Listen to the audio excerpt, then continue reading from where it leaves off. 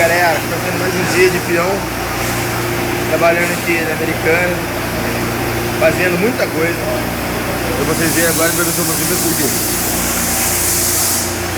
O que eu tenho que estar fazendo? Trabalho pra caralho todo dia. Todo dia, trabalho pra dedéu. Quem tem meu serviço?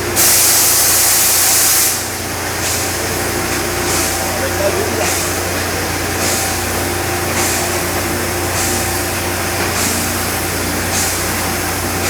Esse aí que eu estou fazendo.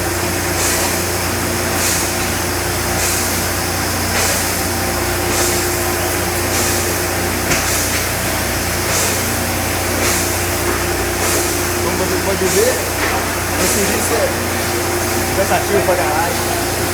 Trabalho muito. Todo santo dia, mesma posição, mesmo lugar. Aquele ali, vou mostrar agora, é meu parceiro Xandão. Xandão e Fabrício. E mais um engarrafamento de garrafa de Guaraná. Fabrício, Xandão. Nossa, que bom. Ei, Xandão, dá um tchauzinho, Xandão. Tá nervosa?